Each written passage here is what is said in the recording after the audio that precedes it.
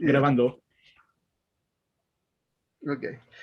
Hoy día vamos a hablar sobre la justicia. Más. Y esta es la frase que me gustaría que recordaran. Generalmente los conflictos en las relaciones tienen que ver con la evaluación que hacemos de que lo que estamos viviendo con el otro no es justo, ¿ya? Generalmente ocurre que uno de las partes hace algo que el otro evalúa que no fue justo. Pero ahí implica decir y definir qué es lo justo, ¿ya?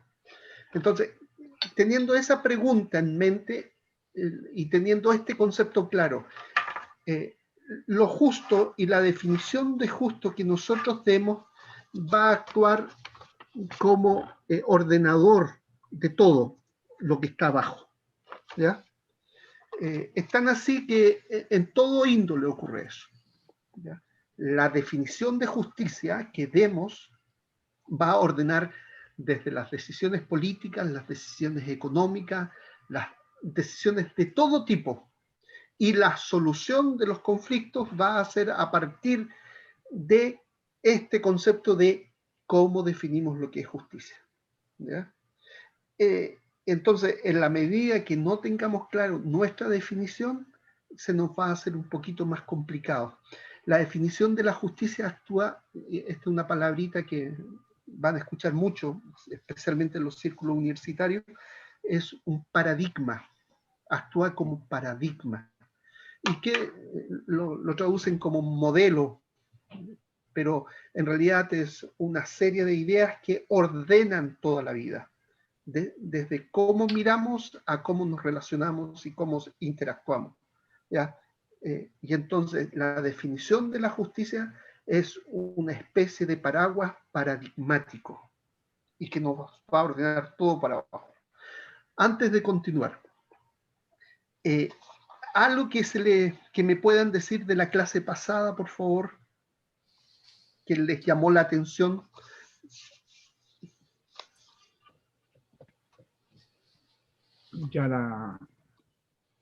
Yo he hablado mucho. Dele nomás, sigue hablando. No, básicamente el aspecto de ay, se me está yendo la idea. Tengo la idea. La edad. Sí, no, sí, solo es. Ahora que tengo. Ouch, ouch, ouch, ouch. El aspecto de lo que me llamó la atención, la forma en que nos referimos al pecador, ¿ya? Que Pablo expresa que somos esclavos del pecado, pero transformados en esclavos de justicia por la obra de Cristo en su muerte y resurrección. Eso, que no tenemos que seguirnos mirando como pecadores, sino que tenemos que mirar el modelo que el Señor tiene para nosotros. No significa que no vamos a pecar, pero ya no es parte de nuestra herencia, ya no es parte de nuestra forma de vivir la vida. Hay una cosa que les vendí desde el principio, y lo que les vendí fue un punto, ¿ya? Sí. O mejor dicho, les regalé un punto, y el punto donde ustedes los colocan, ya sea que lo coloquen al principio o entre medio de su vida, o en los conflictos o en el pecado que hayan cometido, y ustedes deciden en qué lugar de la vida van a colocar ese punto. Pero les dije, ese punto debe ser colocado en la resurrección de Cristo. Y entonces ese punto nos permite relatar de manera distinta nuestras vidas y ser generadores de esperanza, y también relatar las vidas de los otros desde ese punto. Entonces hablamos del encuadre y hablamos del reencuadre, ¿ya? Hablamos de la perspectiva humana y hablamos de la perspectiva de Dios. Y el otro punto, que es el punto final, es cuando nos encontramos delante del trono de Dios, ¿ya? Y desde ahí. Y ahí está resumida nuestra vida. ¿Algún hermano o hermana que les ha llamado la atención de lo que hemos estado hablando hasta ahora?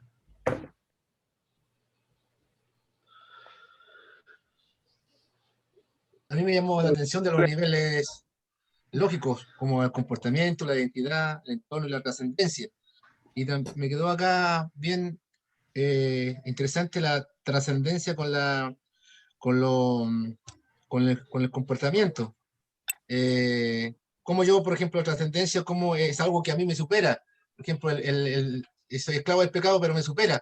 Pero Cristo está en mí y eso es insuperable por mi parte. Algo así lo entendí. Pero en realidad quien es esclavo del pecado, comillas, no soy yo ya, no es la nueva criatura, sino que es la carne. Y aquí seguimos a un autor que se llama, o sigo a un autor que se llama Dallas Willard, que dice que la carne es simplemente de lo que estamos hechos. Esta carne que tiene memoria, esta carne, de lo que estamos hechos. Entonces, e inclusive yo le planteé un concepto de la neurobiología, que nosotros no pensamos como en algo diferente, distinto de la carne. Nuestros pensamientos son carne, son interacciones entre redes neuronales. ¿Ya? Interesante que inclusive cuando usted incorpora un nuevo aprendizaje, se crean una nueva serie de conexiones neuronales. Entonces, en esencia, somos carne. Esta carne está con una memoria, y esta carne, hasta que no seamos transformados, seguirá vendida y rendida al pecado. Y nosotros, la nueva criatura que somos, tenemos que decirle a los miembros de nuestro cuerpo, decirle: un minuto, hay que presentarse a la justicia de Dios, y como resultado de presentar los miembros de nuestro cuerpo a la justicia de Dios, tenemos la santificación. ¿Ya? Y entonces, el concepto de nosotros somos, todo lo que somos es resultado de la resurrección de Cristo de entre los muertos. Somos resucitados en Él. Estamos en Cristo. Somos en Cristo. Augusto, usted iba a decir algo. Sí. Lo que en la posición que nos comentaste en la clase pasada, ¿dónde nos lleva Pablo? En 1 Corintios capítulo 5 y 6. 6. Sí. Donde hizo, porque yo mismo hice la pregunta, ¿qué pasa con el hermano que sigue pecando? Y precisamente de la carne, entonces hace una división muy notoria. Esto erais algunos, pero ahora hoy sois en Cristo. Entonces, lo que también es, ¿quién soy yo en Cristo? O la posición de uno en Cristo. Que eso es lo que tenemos que afirmarnos. Porque esta lucha es constante y diaria. Sí. Ahora, enfatizo lo que usted dijo. Nosotros somos.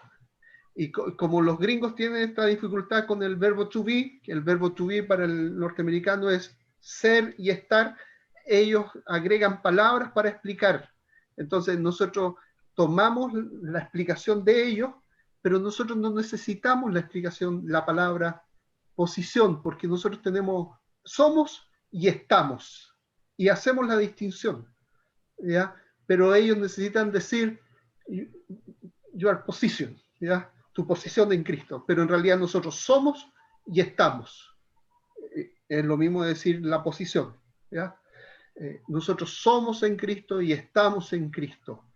Y todo lo que somos es resultado. Y fíjate, como decía, nosotros estamos en Cristo, nosotros somos, entonces, estamos en Cristo, nosotros somos nuestra identidad, el Señor nos ha capacitado, el Espíritu Santo se nos ha dado, y por lo tanto tenemos que creer y actuar conforme a lo que somos y lo que se nos ha dado, y cambiamos nuestro comportamiento. Entonces, si un hermano está pecando de determinada manera, yo le puedo decir: oye, tú eres santo, lavado por la sangre, justificado, en ti habita el Espíritu Santo, dado por Dios a tu vida, tu cuerpo es templo del Espíritu Santo, y por lo tanto, deja de hacer esto. ¿Ya? Esto es como un llamado esencial, porque otra vez es poner el punto en que yo soy un resucitado en la resurrección de Cristo de entre los muertos. ¿Alguna hermana que quiera decir algo? Parece. Hoy. A mí, en lo personal, lo que me llamó la atención fue el término autopoiesis. Autopoiesis. Sí, me llamó mucho la atención ese concepto. Lo que es del espíritu y lo que es la carne. Es como algo muy marcado, no se pueden combinar, no pueden convivir juntos. No hay en ellos una, como decirlo, es imposible que se puedan mezclar. Eso es algo que me llamó mucho la atención, el concepto de cómo se desarrolló. Ahora, eso es parte de la vida, ¿ya? Y el Señor lo hizo así. ¿Sí? Exacto. Y no hay nada más. No, es así y punto. Sí. Entonces, me lleva a analizar, porque muchas veces se suele como vivir la vida cristiana y como que se quiere mezclar las cosas. Y se ponen a veces aspectos que son totalmente de la carne y como que los desarrollan, por decirlo de alguna forma, y viven con esas cosas, pero es totalmente opuesto a lo que el Espíritu Santo en este caso nos indica, o la palabra del Señor nos indica. Entonces, como ese término para mí fue como radical. ¿Es o no es? Sí, fíjate, voy a usar esta metáfora para hablar de la santidad de Dios, aunque ese no es el tema. Yo me corto este dedo y hay 5 personas que se cortan el mismo dedo, ¿ya? Entonces, yo tomo cualquier dedo y me lo coso. Y se me empieza a poner negro, me empieza a dar fiebre y empiezo a tener toda una reacción de mi cuerpo porque me puse el dedo que no era, ¿ya? Entonces, ¿qué ocurre? Ocurre que mi cuerpo rechaza lo que no es de él y solo acepta lo que es de él. Eso es santidad. La santidad de Dios es así. Dios nos acepta porque somos de él. Nos incorporó literalmente. Somos parte de un cuerpo, del cuerpo de Cristo. En ese sentido, él acepta lo que es de él. Nosotros somos de él. Le pertenecemos. Y como somos de él, con esta metáfora que estoy utilizando del sistema inmunológico, entonces he de vivir conforme a lo que yo soy. Soy de él, le pertenezco. ¿Ya? Ahí también tú puedes aplicar el concepto de autopoiesis. Somos de él y él nos acepta. Es un bellísimo concepto. ¿Nuestro enfermero no está por ahí? Sí está. No está. Ah, sí está. Está escondido. Sí estoy. Estoy. Sí, no, a mí ya que me sacaron, quería comentar lo que sí me llamó la atención fue recordar que la carne efectivamente tiene memoria.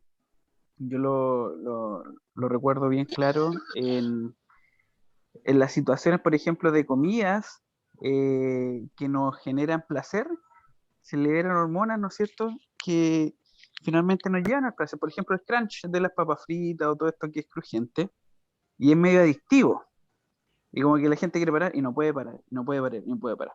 Entonces, asociado a lo que estamos conversando, cuando el cuerpo de una persona que ha caído en ese pecado, ¿no es cierto?, genera placer, genera hormonas de placer, efectivamente, cuando se ven confrontados frente a la posibilidad de cometer de nuevo ese pecado, vuelve toda la memoria de ese placer que vivieron 10, 15, X cantidad de años atrás.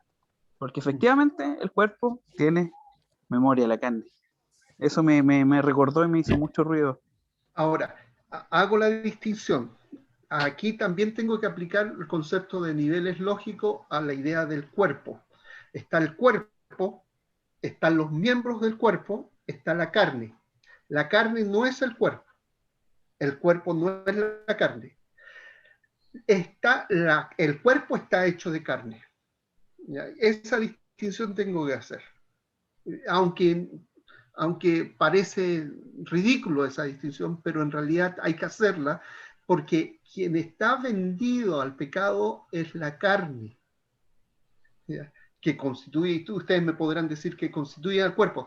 Sí, pero es que el cuerpo como cuerpo se utiliza para decir es templo del Espíritu Santo, a pesar de que está hecho de carne. Claro, claro, buena, sí, buen Ya, punto. entonces, es lo mismo ejemplo, yo estoy en Dallas, en un estado que es de Texas, y en un país que se llama Estados Unidos, ¿ya? Y entonces hay un ordenamiento lógico, ¿ya? El problema es que muchas veces no vemos esas distinciones lógicas y entonces cometemos errores de análisis. Por ejemplo, cuando yo hablo del castigo y de la justificación abajo, y arriba le pongo, arriba voy a poner el juicio, y arriba está la justicia, ¿ya? La justicia yo la definí como fidelidad de Dios a sus promesas, y de esa fidelidad de Dios a sus promesas vendría el juicio, y el juicio es conforme a su fidelidad, pero el juicio no es la justicia, y la justicia no es el juicio. Yo puedo decir que el juicio es justo, ¿ya?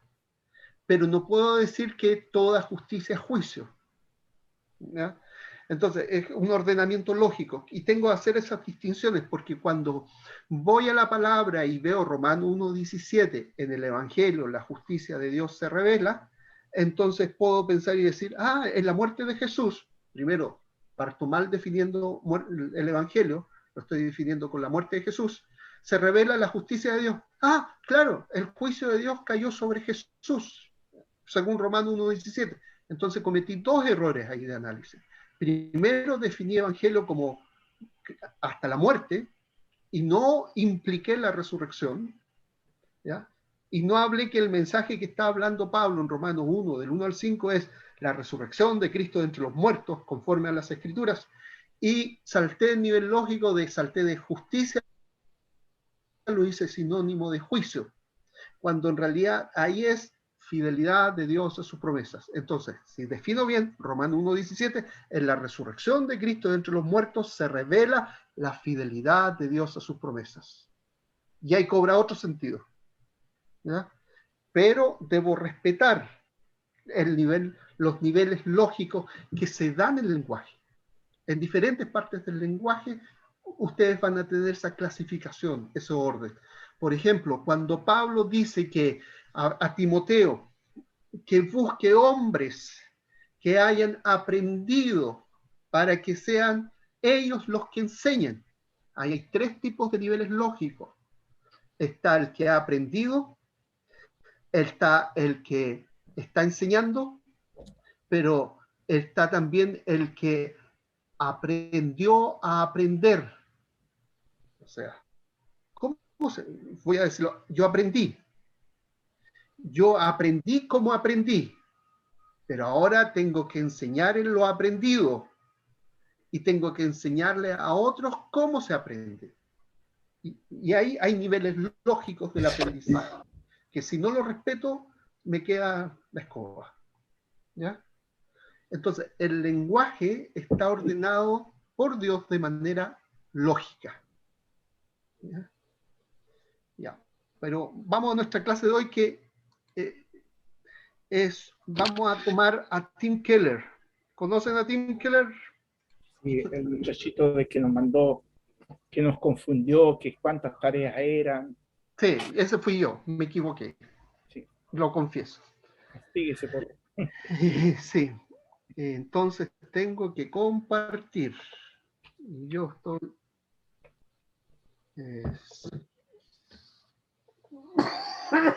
a ver cómo resulta esta clase.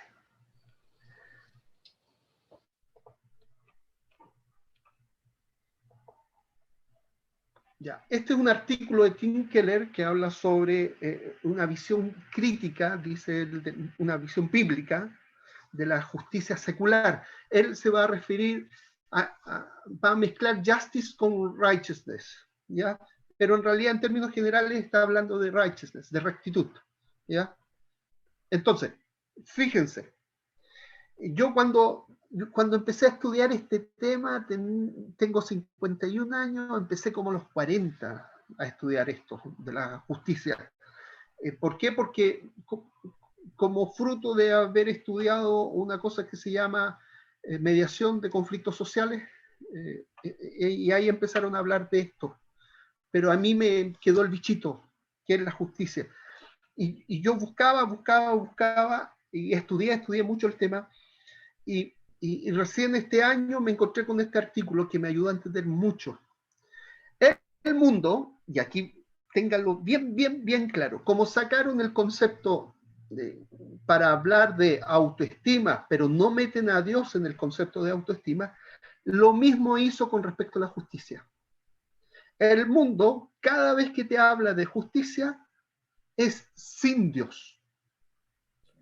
Justicia social, justicia económica, justicia de todo tipo, es sin Dios.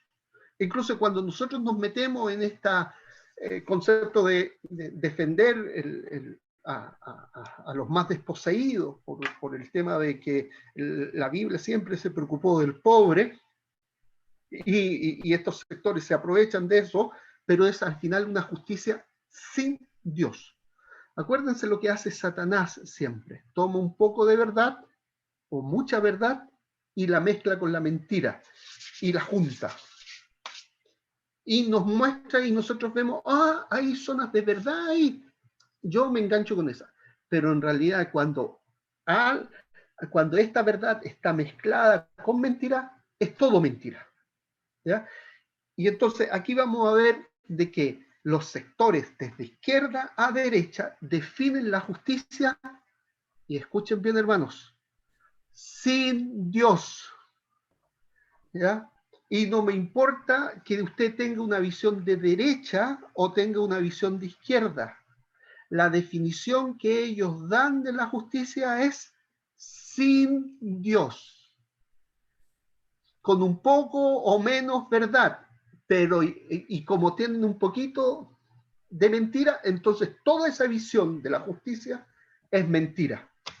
Acuérdense, este dibujito que estoy mostrando, la justicia actúa como ordenador completo de las ideas.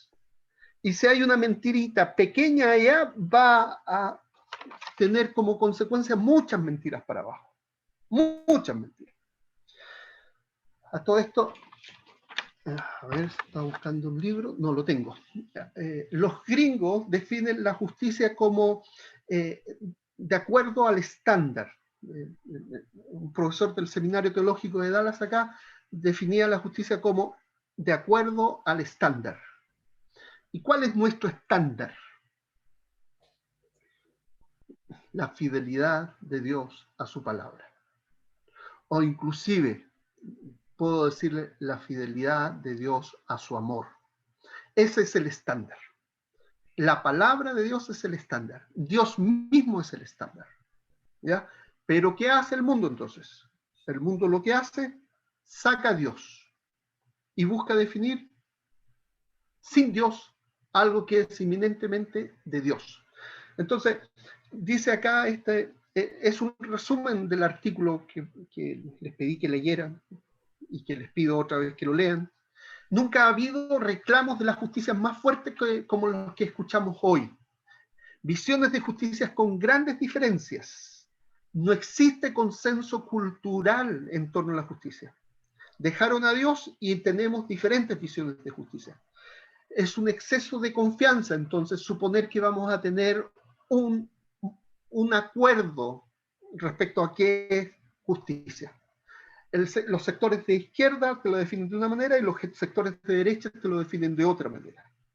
Y que ambas maneras tienen en común que en la definición no tienen a Dios. Sin embargo, la visión bíblica de la justicia es muy antigua, muy rica, muy sólida, completa, compleja y atractiva, dice Keller. La justicia bíblica se diferencia significativamente de todas las otras alternativas, sin ignorar las necesidades que las personas tienen. Acá, fíjate lo que pasa con nuestros jóvenes particularmente. La Biblia nos enseña que debemos hacer justicia como un llamado individual entre nosotros y debemos vivir recta, justa, piadosamente, ¿ya? Entonces, como nosotros no nos metemos y no hemos definido claramente lo que es justicia y tampoco entonces hacemos justicia, aparecen los jóvenes, millennials sobre todo, y de ahí para adelante, ahora los de cristal, con visiones de la justicia que no tienen que ver con las escrituras. Y entonces se enganchan con esas visiones de la justicia.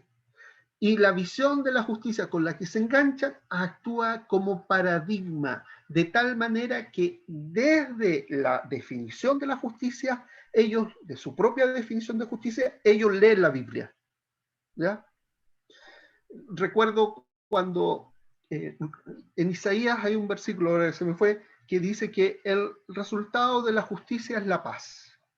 ¿Ya? Entonces, y yo voy y pongo en mi fe y digo, sí, esto es una profecía que está entrelazada con Romanos 5.1, que dice, justificados pues por la fe, tenemos paz para con Dios. ¿Ya? Entonces ahí los que defienden la justicia social se me tiraron encima, diciendo que yo estaba trastocando los textos. Y yo le decía, pero la visión de Isaías es mesiánica y tiene que ver con la relación con Dios. Pero ¿por qué ocurre esto? Porque su lectura de la Biblia partía de una definición de justicia que no considera a Dios. Isaías 32:17. Exactamente, 32:17. Y entonces, ese texto, Isaías 32:17, va de la mano con Romanos, donde dice, justificados pues por la fe, tenemos paz para con Dios. Porque la revelación de la justicia se produce en la resurrección de Cristo de entre los muertos. El resultado es que somos incorporados al reino de Dios. Y el reino consiste en justicia, paz y gozo. Ya. Entonces, aquí algo muy interesante. ¿Por qué?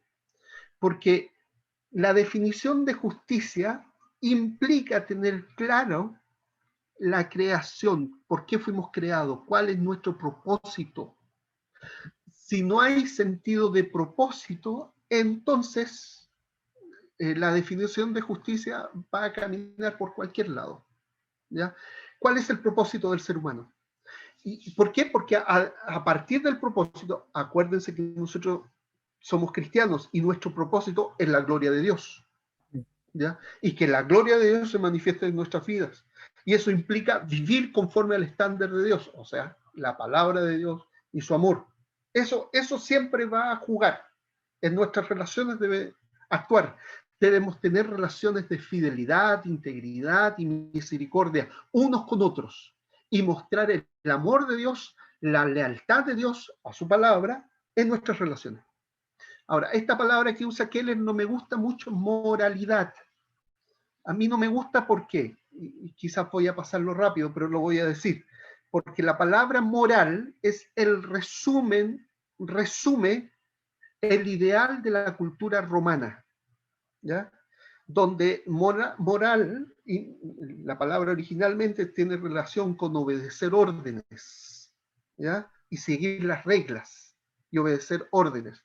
Y el Imperio Romano se construyó en base a que los soldados siguieran las órdenes. Una moral romana.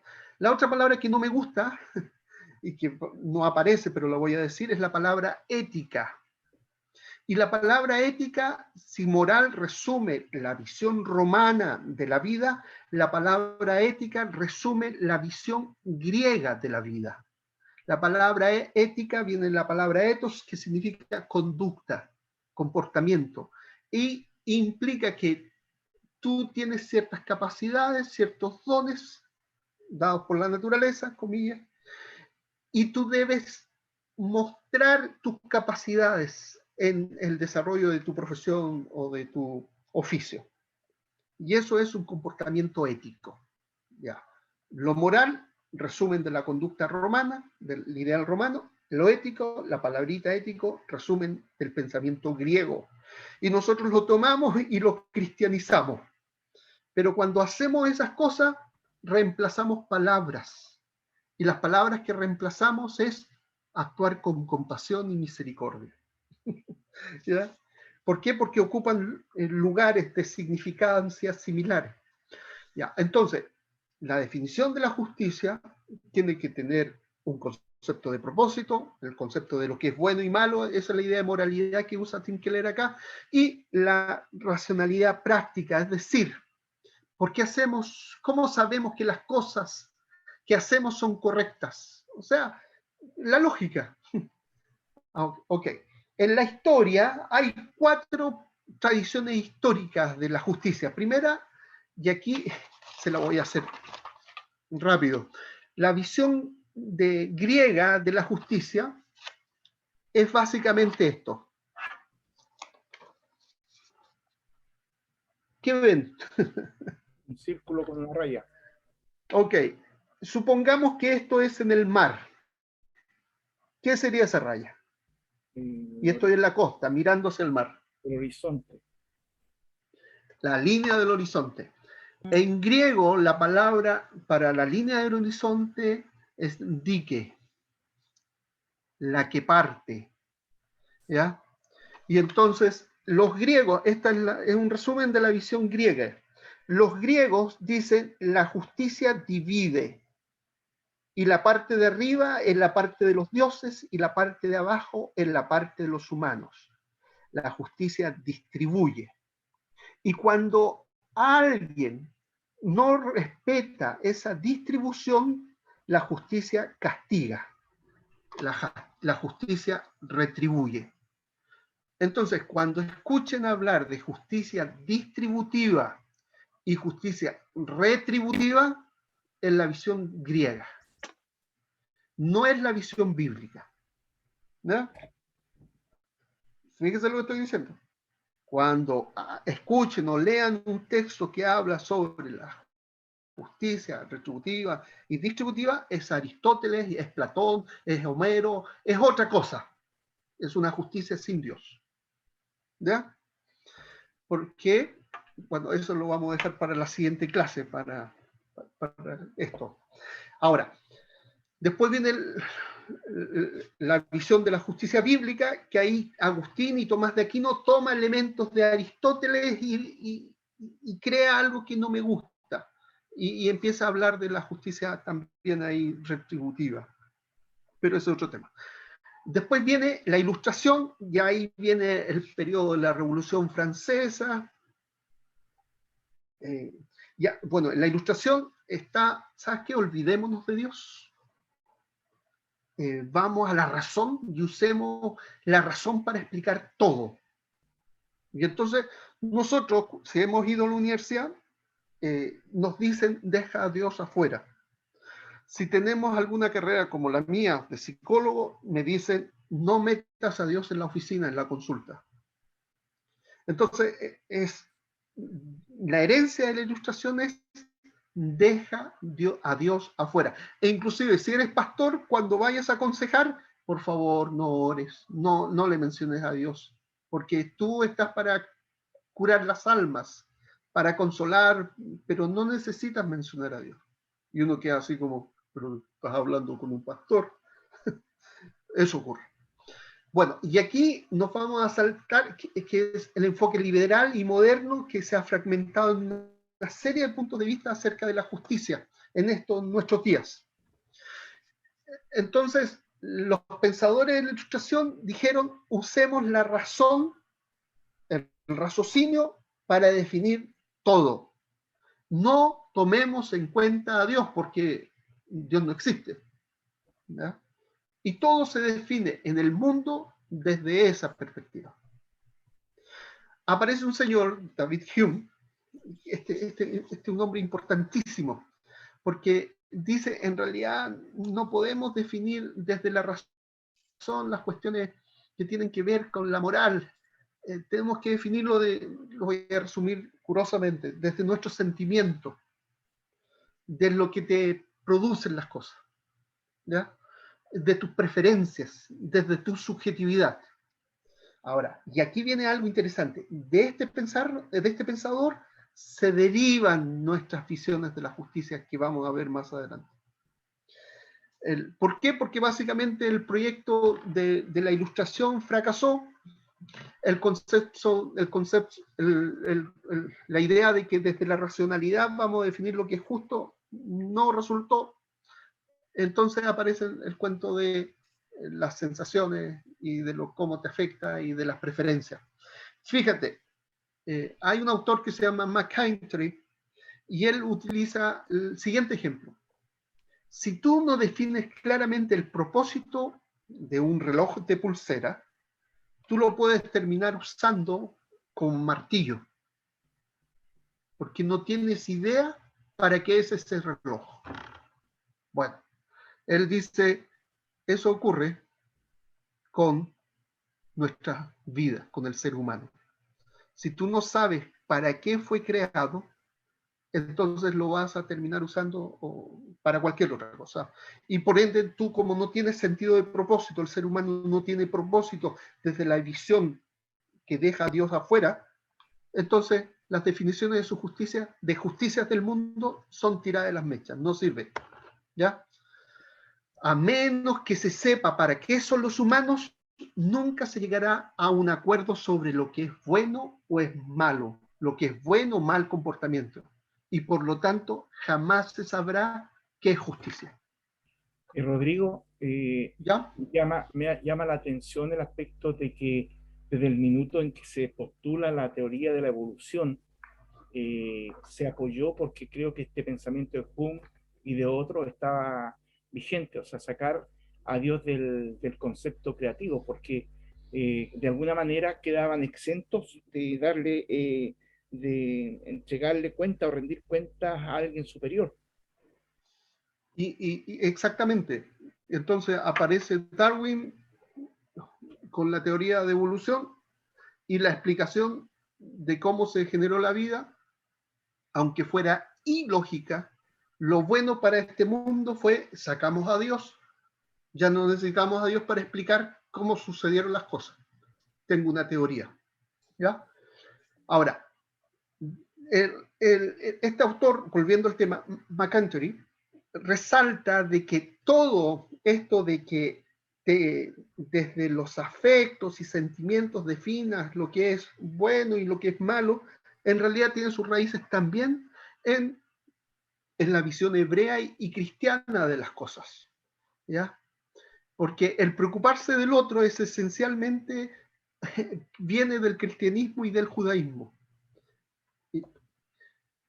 Fíjate, aquí viene creo que me voy a saltar esto porque si no, no voy a alcanzar, y lo pueden ver en el artículo, y para comparar la justicia bíblica con las alternativas seculares, algunas a continuación se presentan un breve resumen de la faceta de la justicia bíblica.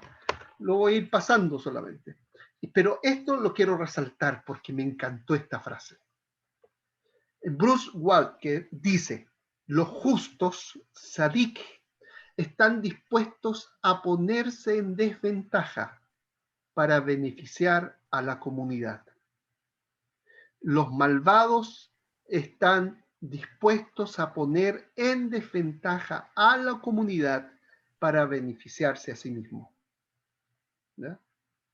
Esta frase es bellísima. Si tú vas a votar, o sea, yo estoy en Estados Unidos, yo les pedía a la gente que si fueran a votar por alguien, fuera por Trump. ¿Por qué? Porque Trump se oponía básicamente a todo esto del aborto y toda esta cosa de la ideología de género y toda esta cosa del transvestismo que hay, transexualismo y transgenerismo que hay. Pero a mí me perjudicaba en todo sentido Trump. Yo vi este texto, vi esto y dije, esto es lo mío, esto yo quiero, aunque me perjudique, yo quiero salvar, aunque sea mi influencia, vidas de niños, y que no se genere esta reingeniería social que implica la homosexualidad. Esta debe ser nuestra guía en nuestra cabeza, en nuestros corazones. Los justos están dispuestos a ponerse en desventaja para beneficiar a la comunidad. Los malvados están dispuestos a poner en desventaja a la comunidad para beneficiarse a sí mismos.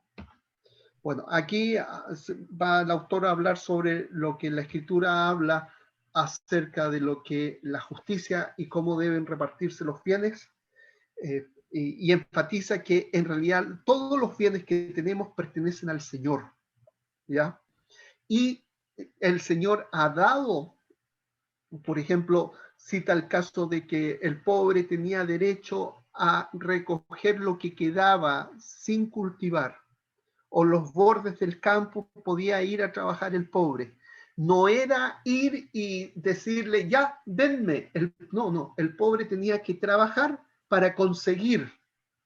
¿Por qué? Porque el Señor había provisto, en base al trabajo del pobre, lo que él necesitaba. ¿Ya? Bueno, aquí habla sobre equidad. Este dibujito es genial. Ahí está la igualdad. Todos tienen iguales cuadraditos, pero el niño pequeño no ve el partido. Pero aquí hay equidad. El niño puede ver el partido. ¿Ya? Hay algunos versículos. Todos deben ser tratados con igualdad y dignidad. Esta es la visión bíblica. La responsabilidad corporativa. Cuando un hermano peca, toda la iglesia peca. ¿Ya? Esa cosa es importante. Cuando uno peca, todos pecamos. Cuando uno es restaurado, todos somos restaurados. La visión corporativa. Cuando uno llora, todos lloramos. No individualista, como un cuerpo. Y también la participación corporativa, la responsabilidad corporativa y pecados institucionalizados. Ahí ustedes pueden verlo en el artículo y en este lo voy a subir al caso.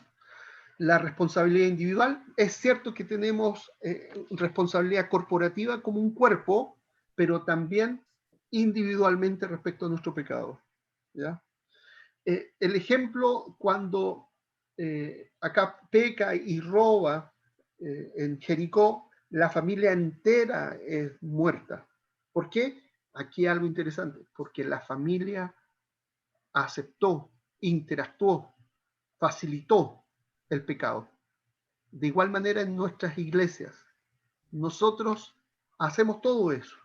Cuando un hermano peca, participamos en el pecado del hermano. Si no hablamos verdad en amor, vamos a ser cómplices del pecado. ¿Ya? Pero también está la responsabilidad individual. Entonces, y aquí algo interesante, debemos tener preocupación por los pobres y los marginados. Eso es esencia del cristianismo. Nosotros, fíjate, nosotros tenemos problemas, en Chile estamos teniendo problemas por la cantidad de inmigrantes que está llegando a Chile. Pero ¿qué dice la Biblia sobre cómo tratar al extranjero? ¿Y qué dice el principio de que aunque me perjudique, yo voy a actuar por el bien de él? Entonces, tenemos que actuar recta, misericordia y compasivamente con el pobre, la viuda, el huérfano, el extranjero. ¿Ya? Aunque me perjudique, aunque mi visión de la justicia no sea, pero a la luz de la Escritura me tengo que someter a lo que dice la Escritura. Así, cuadradito. Entonces, y aquí aparece lo que que el artículo habla de las diferentes visiones de la justicia. Pero fíjense lo que plantea al comienzo, la letra A.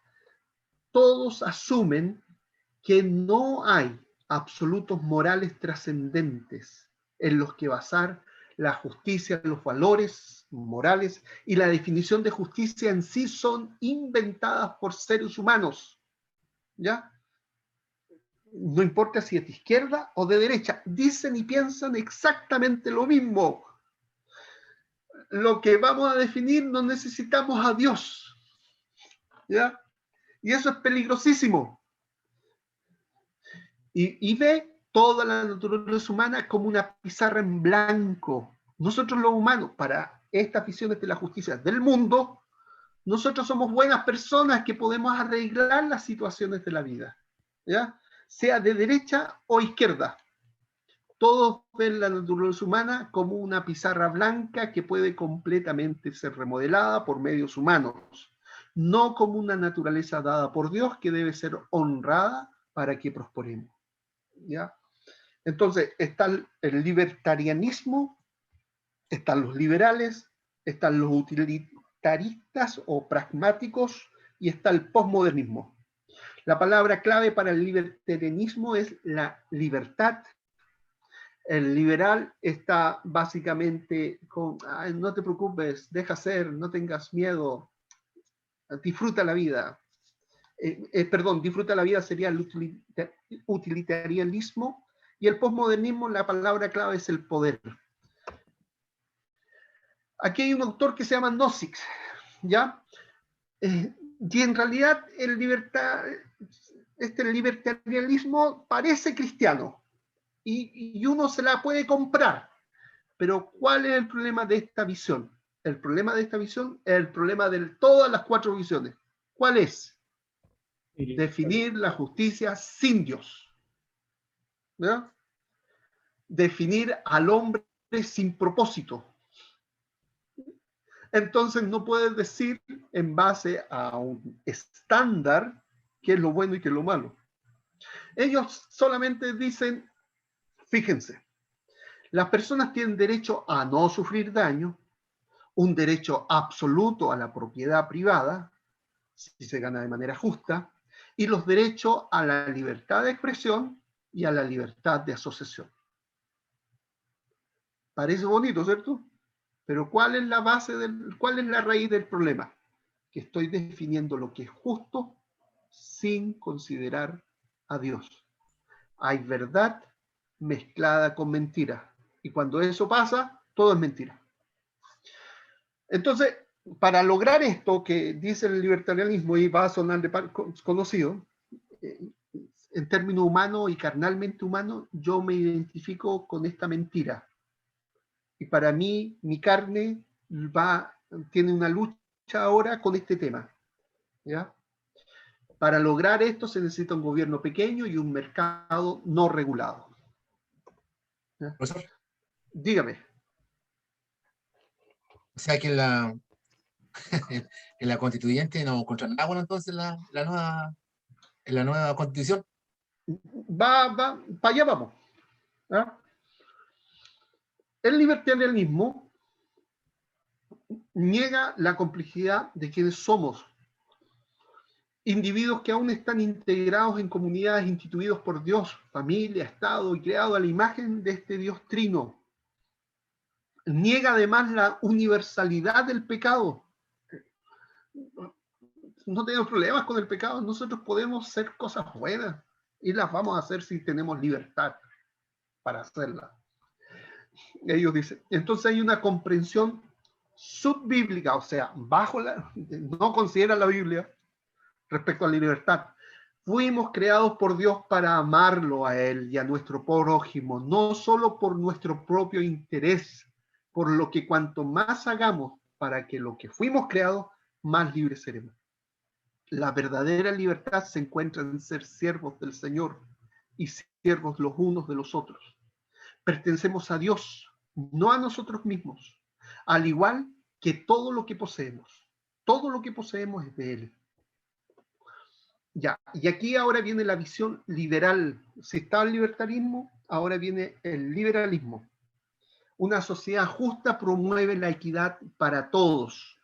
Y aquí aparece John Rawls, un gringo, Y dice, una vez que se establece que los derechos económicos y sociales son válidos, no hay necesidad en la sociedad de ningún concepto sobre los valores morales. No es necesario que todos estén de acuerdo sobre lo que es bueno o lo que es malo. Entonces, el Estado toma por los impuestos y retribuye las riquezas a través de los impuestos y el control gubernamental del mercado. El liberalismo todavía no busca la igualdad de resultados, sino la igualdad de oportunidades para que las personas logren su felicidad. ¿Les suena bonito, cierto? Tenemos que tener igualdad de oportunidades. Liberalismo, ¿ya? Los resultados individuales todavía se consideran determinados por los esfuerzos individuales y la ética laboral. Esto, el liberalismo habla de el derecho a la salud, el derecho a la educación y básicamente los mismos derechos de la libertad económica y lo mismo que el libertarianismo, pero a esto enfatizan la necesidad del derecho a la salud y el derecho a la educación. Entonces nosotros sonamos y decimos, derecho, derecho, derecho. Bueno. Las creencias del liberalismo en los derechos humanos y el cuidado de los pobres se basan en el cristianismo. ¿Ya? La libertad del individuo se ha convertido, sin embargo, en un absoluto de facto. Es decir, para ellos es más importante la libertad del individuo, de la persona, sin necesidad de someterse a ningún ser superior. ¿Ya? No necesito de que nadie me diga nada, ni que Dios me diga nada, yo puedo vivir mi vida como yo quiera, porque eso me hace feliz. Las sociedades liberales no han podido equilibrar la libertad individual y la obligación con la familia y la comunidad. Algunos argumentan que el liberalismo, y esto es importante, funcionó en una sociedad solo cuando la religión se mantuvo fuerte. ¿Por qué? Porque el liberalismo lo que prima es el individuo. Y cuando estaba la fe de las personas a la base, esa fe compensaba el egoísmo. ¿Ya? Entonces, la fe, las creencias hacían que las personas fueran más misericordiosas unos con otros. Pero cuando se fue la fe y cuando desaparece la religión, aparece, yo soy importante acá. Y tú, preocúpate, como tú puedas. Entonces, la religión, al estar en declive, este equilibrio se ha ido. Si la justicia es simplemente honrar los derechos y las prerrogativas individuales, no hay absolutos morales más elevados. El liberalismo no tiene forma de determinar si algunos derechos pueden prevalecer sobre otros. La racionalidad es una base insuficiente para una sociedad justa. No existen verdaderas barreras de seguridad que impidan que una sociedad liberal avance hacia el progreso. ¿Ya? Finalmente, la insistencia de los liberales de que las opiniones religiosas se mantengan fuera del discurso público es hipócrita. Introducen sus creencias y muchas otras cosas que son suposiciones de fe, que reemplazan la fe. Todo esto parece bonito, pero cuando nosotros queremos argumentar desde nuestra fe, nos dicen, no necesitamos eso, saquémoslo. ¿No? A todo esto, aquí estamos, parece que nos fuimos de la derecha a la centro derecha, ahora nos vamos a ir, fíjese para dónde nos vamos. Y este es el utilitarismo, utilitario, happy, felicidad. Una sociedad justa maximiza la mayor felicidad para el mayor número. La esencia de la justicia, dice Stuart Mill, es la mayor felicidad para el mayor número. Los utilitaristas utilizan el principio de daño. Ustedes han escuchado esto. Mi libertad termina en tu nariz. Si no te daña, no hay problema. Yo puedo hacer lo que yo quiera. Ese es el límite. Argumentan que la gente debería ser libre de perseguir lo que nos haga felices, siempre que no perjudique a los demás. Eso. Análisis bíblico rápido. Sin una doctrina de la creación, este punto de vista no honra a los individuos por tener una dignidad que no debe ser violada. Por ejemplo, la Alemania nazi, Estados Unidos, tuvo campos de concentración en la Segunda Guerra Mundial en contra de japoneses, americanos que vivían acá, y los encerraron y los trataron como prisioneros de guerra, hombres y mujeres japoneses, durante la Segunda Guerra Mundial. Y entonces, eso lo hicieron para su seguridad. Bueno, y aquí otro punto importante: sin una doctrina del pecado, asume ingenuamente que lo que le hará feliz a la mayoría no puede ser malo. Yo puedo vivir mi sexualidad de como yo quiera. ¿Por qué va a ser malo que yo la viva así si a ti no te afecta? Bueno, como no hay una definición de pecado, claro, como no consideran a Dios. Finalmente, el principio del daño es inútil como guía o como barrera para el abuso. Sin absolutos morales, ¿quién puede decir que es bueno para una minoría? La mayoría, no la minoría puede definirlo. Y aquí viene lo que me plantea José: posmodernismo. Esto nosotros, los chilenos, lo estamos viviendo. Una sociedad justa subvierte o da vuelta al poder de los grupos dominantes a favor de los oprimidos. ¿Ya? Si los oprimidos fueron los mapuches, entonces el poder lo tenían los mestizos. Entonces damos vuelta al poder y quien tiene el poder ahora son los mapuches. ¿Ya? Se basa en la enseñanza de Marx. Y esto es la teoría crítica posmoderna sostiene. Esto es importante, muy importante para que entiendan lo que está pasando. ¿Por qué? Porque lo voy a explicar quizás pentecostalmente. El espíritu que se ha soplado sobre el mundo ahora es este. ¿Ya?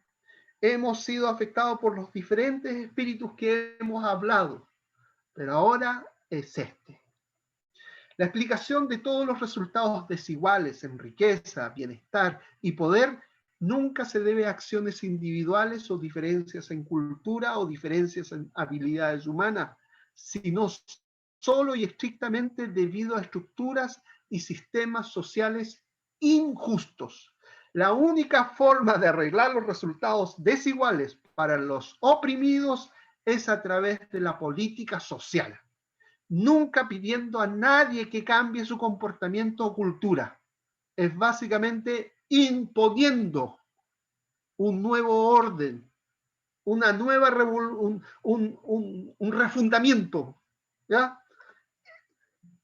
Todo el arte, la religión, la filosofía, la moral, las leyes, los medios de comunicación, la política, la educación y las formas de la familia no están determinados por la razón o la verdad, sino tan solo por las fuerzas sociales, por lo que ellos llaman, y después vamos a aparecer, los discursos dominantes. La realidad no es en el fondo más que poder. Si eres blanco, hombre, heterosexual, cisgénero significa que te guste te traiga una persona del sexo opuesto, esa es cisgénero. O sea, si eres hombre te gustan las mujeres y si eres mujer te gustan los hombres. Eso significa cisgénero. Si eres blanco, hombre, heterosexual, cisgénero, entonces tienes la mayor cantidad de poder. Solo la impotencia en el sentido de que sin poder y solo aquel que ha sido oprimido aportan un terreno moral elevado y un conocimiento verdadero. ¿Qué está diciendo? Esta visión de la justicia es: si tú estuviste en el poder, que nunca nos enteramos que estuvimos en el poder, pero lo definen que si tú eres una persona blanca, mestizo en nuestro caso, hombre, heterosexual, entonces tienes una cantidad de poder que debe ser quitada y ser dada a los oprimidos, a los que no tuvieron poder. Por lo tanto, los que tienen más privilegio no deben entrar en ningún debate. Te quitan el derecho a argumentar por el solo hecho de ser todo esto: blanco, hombre, heterosexual, cisgénero. Por lo tanto, los que tienen más privilegios no deben entrar en ningún debate. Deben renunciar a su poder, porque eso es lo justo. La forma principal que se ejerce el poder es a través del lenguaje. Ellos plantean a través del discurso dominante. Un discurso, esta frase es, si la escuchan atentamente, van a aparecer en las cosas que ustedes van a estar escuchando como en lo que está pasando en Chile. El discurso dominante fue, pero ahora nosotros venimos con un nuevo discurso. Un discurso dominante es cualquier afirmación de verdad, de la verdad, ya sea que se base en supuestas razones y ciencia o religión o moralidad. Por ejemplo, nuestro discurso dominante tiene que ver con la Biblia es la palabra de Dios.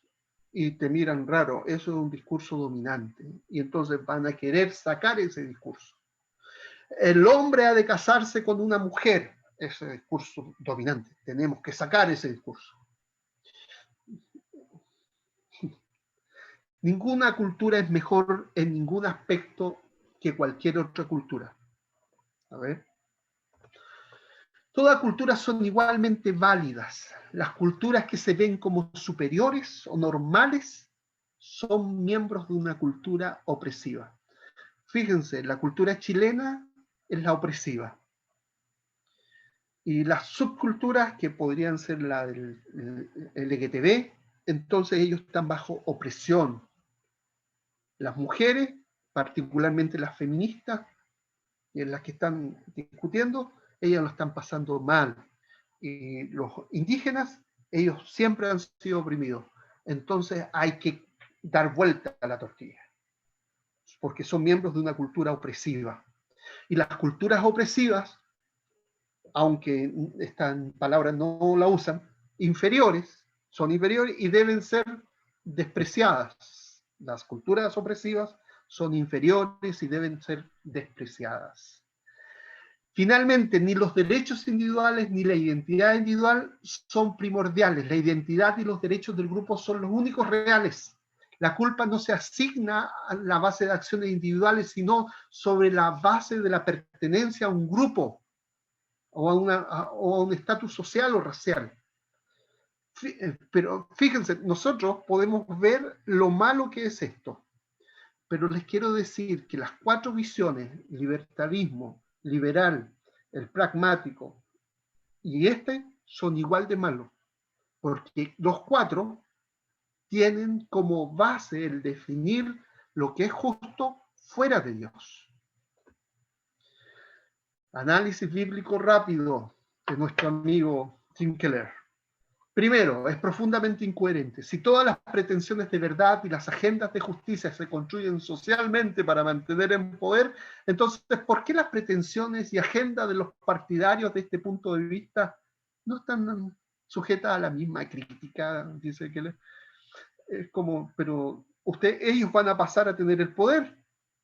¿Y por qué ustedes no se critican de igual manera?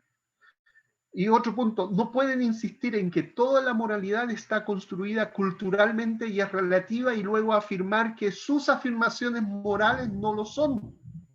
Porque ellos también son parte de la cultura y ellos también están construyendo. Entonces, es como algo no me cuadra. Lo segundo, es demasiado simplista. La visión posmoderna de la justicia sigue a Marx, nuestros amigos los marxistas, Rousseau y Marx, quienes veían a los seres humanos como inherentemente buenos o pizarras en blanco. Cualquier mal nos lo inculca la sociedad, los sistemas y las fuerzas sociales. Y aquí algo interesante. En tercer lugar, socava nuestra humanidad común. Bíblicamente somos principalmente individuos ante Dios, hechos a su imagen. Y en segundo lugar, miembros de una raza. La visión postmoderna, sin embargo, hace que la identidad racial o de grupo de uno sea primordial, reemplazando todas las lealtades a la nación. Ya no estoy de acuerdo con la canción nacional. Cambiamos la bandera. ¿Por qué vamos a cantar la canción nacional? ¿Por qué? Porque reemplazan las lealtades a la nación o a la raza humana en su conjunto. Esto se acerca a decir que hay humanidades en lugar de una raza humana común. Es establecer que como yo soy mapuche o cualquier cosa, soy LGTB, entonces tú no lo eres. ¿Ya? Y yo tengo que decidir sobre ti. Niega nuestra pecaminosidad común. La Biblia enseña que el pecado es omnipresente y universal. Ninguna raza o grupo de personas es intrínsecamente más pecaminoso que otro.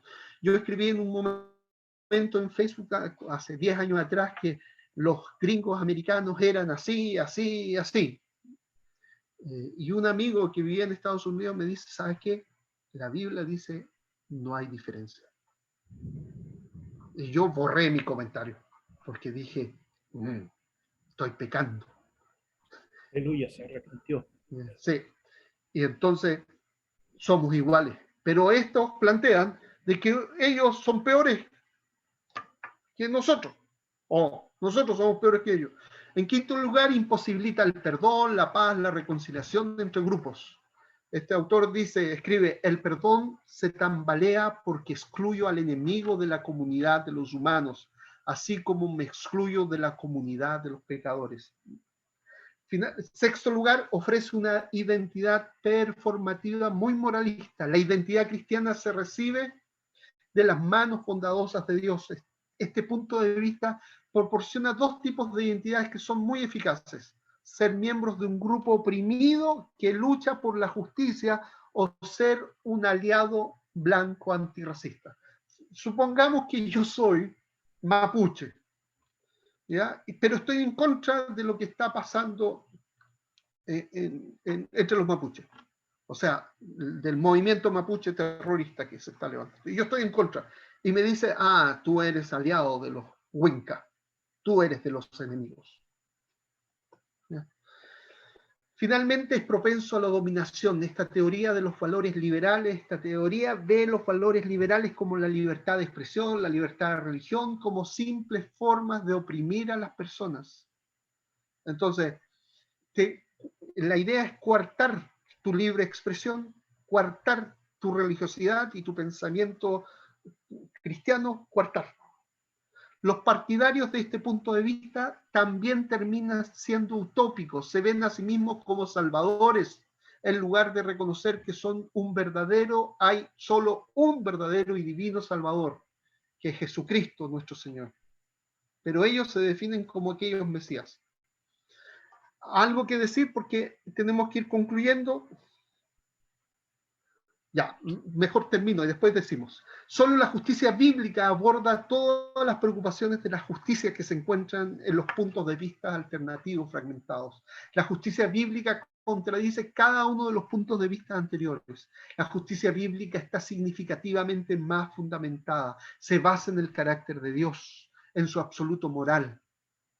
La justicia bíblica es más penetrante en su análisis de la condición humana, al ver que la injusticia surge de un conjunto más complejo de causas sociales, individuales, ambientales, espirituales, que cualquier otra teoría aborda. La justicia bíblica proporciona una comprensión del carácter de la riqueza y la propiedad que no encaja en las categorías modernas del capitalismo o del socialismo. Insisto de nuevo, la visión neoliberal o la visión liberal o la visión socialdemócrata o la visión posmoderna, marxista, ninguna de ellas tiene como base y fundamento a la justicia de Dios, a Dios y su justicia. No buscan el reino de Dios y su justicia. Todas están basadas en negar a Dios. ¿Ya? La justicia bíblica tiene protecciones integradas por contra la dominación. El cristianismo ofrece afirmaciones de verdad que pueden subvertir la dominación. El cristianismo no pretende explicar toda la realidad. Hay una enorme cantidad de misterio, cosas que simplemente no se nos dice. El cristianismo no afirma que si se sigue nuestra agenda, la mayoría de nuestros problemas se solucionarán. Finalmente, la historia de toda la Biblia es la identificación repetida de Dios con los miserables, con los impotentes y marginados. Solo la justicia bíblica ofrece una comprensión radicalmente subversiva del poder. La justicia bíblica, en contraste con la liberal, nos da un relato profundo del poder y sus corrupciones, pero en contraste con la posmoderna, nos da un modelo para cambiar cómo se usa en el mundo.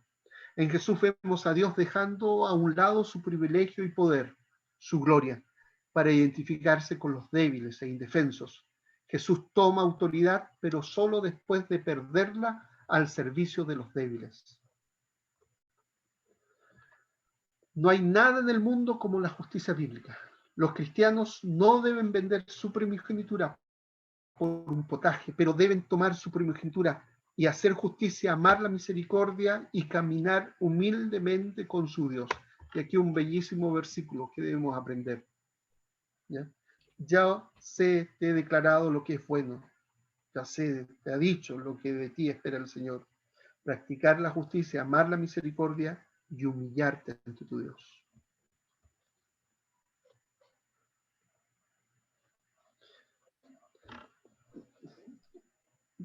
¿Qué les pareció? Ahora los micrófonos jóvenes para poder opinar.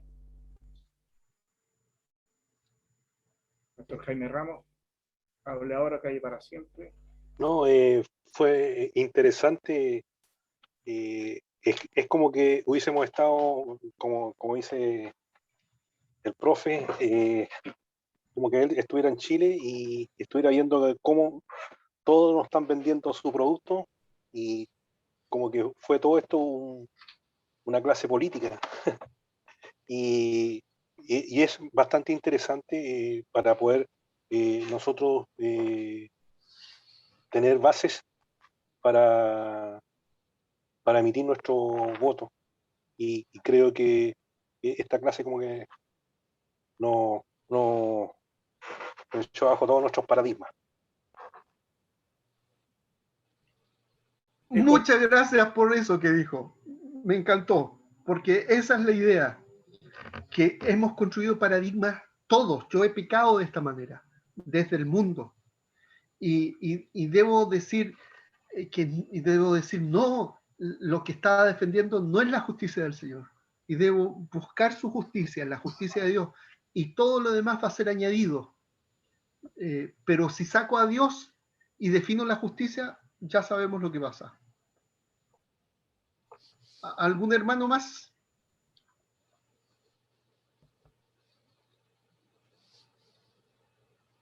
Hermano Augusto. Amén. En realidad, ¿tengo el micrófono? Sí. En realidad es una radiografía muy completa de lo que nos estamos viviendo como Chile. Pero, ¿cómo ponemos el antídoto como iglesia? ¿Cuál es el antídoto como iglesia? ¿O ya es demasiado tarde para poder revertir esta situación? Conviértete, Augusto. El próximo... Ya. Sí, arrepiéntete. El próximo clase vamos a ver con más profundidad cuál es la justicia bíblica. Teniendo claro cuál es la justicia bíblica, tenemos que modelar nuestras relaciones en base a aquello, en la familia, en nuestras congregaciones, pero es un trabajo de hormiga. Pero si no tenemos claro estas otras visiones de la justicia, que son distintas a las de las Escrituras, entonces vamos a ser seducidos por estas. ¿Ya? Y tenemos que asumir, seamos personas que tengamos visiones de derecha o visiones de izquierda, hemos sido seducidos por estas visiones de la justicia y hemos reemplazado a la justicia de Dios. Y hemos pecado. Y es lo primero que hay que hacer. ¿Ya? Decir, ¿sabes qué? Yo creía que era justicia de Dios esto, y en realidad no lo es. Tengo que aprender de nuevo. Y tenemos que, lo vamos a ver el próximo miércoles. Pastor, yo quiero hablar. Interesante lo que usted dijo, pero también la pregunta es, ¿qué estamos haciendo nosotros como iglesia? Porque yo creo que de esta constitución puede salir algo bueno. Sé que no todo va a ser bueno, pero creo que se va a mejorar a las injusticias que han habido. Y aquí nos vamos a derecha, izquierda, centro, porque todos siempre buscan el bien para ellos más que el bien para el pueblo. La clave está en que qué estamos haciendo nosotros como iglesia, qué estamos haciendo nosotros como pastores. Hablamos de los homosexuales, cuando muchos de los homosexuales son niños de nuestra iglesia. Y lo digo porque soy profesora y veo en nuestras escuelas que los niños más desordenados, más peleoneros, más disruptivos, son niños que van a la iglesia. Cuando veo apoderadas que no se comprometen con sus hijos,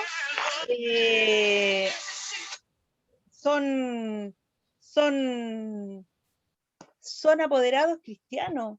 Y niños que van a la iglesia que sabe que tienen hojas de vida desde de prekinder a octavo en blanco, sin anotaciones negativas, y después al cabo de 4 años, porque me ha sucedido, he visto a ex alumnos y me dicen, ¿se acuerda de tal niñito, de tal niño? Sí, son gay. Y donde habían papás que no lo dejaban ir a ningún lado, le prohibían todo, y parece que después cuando los niños pueden tener, ya no están bajo el control de los papás, hacen todo. Entonces yo creo que la clave está en que nosotros como pastores podamos llevar a los niños a los pies de Cristo, a que los niños vivan a Cristo, tengan un encuentro con Cristo, para que no suceda esto en 10, en 6 años más, y después vuelvan todos destrozados a la iglesia. Yo siento que ahí está la clave. Si nosotros ponemos la esperanza en un gobierno, en un partido político, no va a suceder, porque no hay justicia humana. La justicia, como usted dice y como lo dice la Escritura, es Cristo. ¿Qué tenemos que hacer nosotros? Es transformar nuestras iglesias, transformar a nuestros miembros, a nuestros pequeños, para que ellos y nosotros podamos ser justos. Y como usted lo decía, pero yo tengo fe y creo que puede salir algo bueno de la nueva Constitución. No todo, pero va a mejorar. Porque creo, y de verdad espero en un Chile justo, sé que es difícil, porque aquí yo sé que yo tengo mi tendencia política, pero sé que son corruptos, lo he visto cómo acomodan a su gente, cómo se llenan los bolsillos, pero creo que puede salir algo bueno. No sé, sí, espero que haya un Chile mejor. ¿Sabe que estaba leyendo lo que usted dijo sobre el pobre cuando iba y recogía las espigas? ¿Cuánto de aquí, de los chilenos que no son pobres, han recibido todo y no quieren hacer absolutamente nada? Porque mienten. Lo veo en las encuestas en la escuela que conviven y tienen y resulta que no se casan porque al ser mamá soltera reciben todas las becas, todos los bonos y resulta que el que estudia no recibe nada. Estudiar, estamos castigados porque para el banco somos pobres, para el Estado somos ricos, no se recibe nada, ninguna ayuda, y todos los mentirosos están recibiendo todas las ayudas. Entonces, no sé qué es justicia. Mira, vuelvo a decir, la base desde izquierda a derecha es una definición de justicia sin Dios. ¿Ya? Y de ahí ya partimos mal. Exacto. ¿Ya? Entonces, independiente que si la Constitución vaya a ser hecha de izquierda a derecha, independiente de, ¿ya? El riesgo que corremos como cristianos es caer en el engaño de que vamos a encontrar justicia ahí. No la vamos a encontrar. Exactamente. La única justicia que la podemos tener es cuando definimos primero que la justicia viene del Señor y que es de Él, ¿ya? Y que tiene que ver con su palabra, con su amor y con la fidelidad que hay ahí. Y vivir conforme a ello, ¿ya? Yo soy hijo de profesor. Nunca tuve una beca porque era demasiado pobre para los bancos, demasiado rico para el gobierno. Pagué, después estudié con crédito universitario y tuve 10 años pagando mi crédito. Pero es como, pero insisto, nuestra esperanza, nuestra confianza es en la justicia de Dios y de ahí derivar todo. Yo, en términos personales, sea de izquierda o derecha, yo no espero nada, no espero un gobierno más justo ni nada. ¿Por qué? Porque sacan a Dios de la ecuación. Y al sacar a Dios de la ecuación, todo lo demás es mentira. ¿Ya? Y tú lo ves cuando dices, no, prefieren ser mamás solteras, pero están conviviendo con el papá de los niños para poder indicar de que no, estoy sola. Y sí, tengo 3 hijos. Y cada hijo implica un bono de cierta cantidad. Y acá es lo mismo. ¿Ya? Acá en Estados Unidos es lo mismo. Son los bonos un poco más altos, pero es la misma historia. ¿Y saben qué termina sucediendo? La mentira tiene consecuencias. Y el niño aprende a vivir de esa manera la vida y continúa siendo pobre porque sigue mintiendo, sea aquí o allá en Chile. Las consecuencias de la verdad siempre son mejores que las consecuencias de la mentira. Todo eso son principios bíblicos que tienen que ver con la justicia de Dios. ¿Ya? Justicia de Dios entendida como fidelidad de Dios a su promesa. Todo este análisis que hice fue como para decirle, hermanos, hemos pecado. ¿Ah? Hemos pecado porque hemos esperado justicia sin Dios. ¿Ya? Y entonces la compramos toda, la compramos entera. Y nosotros como iglesia vamos a seguir dividiéndonos si es que no tenemos claro cómo hemos de definir la justicia de Dios. La justicia, que es finalmente la de Dios, la que cuenta. La otra es mentira. ¿Ya? ¿Ya? Entonces, es como, yo hoy día siento un desafío tremendo respecto a esto, porque lo que viene para Chile, independiente que sea más justo, menos justo, lo que venga, lo que viene para Chile es una batalla campal entre los hermanos de la iglesia, ¿ya? Y eso no puede suceder. ¿Y por qué va a suceder? Por conceptos equivocados de la justicia. ¿Ya? ¿Por qué? Porque la definición de la justicia actúa de manera paradigmática. Jocelyn, quiero escuchar tu opinión.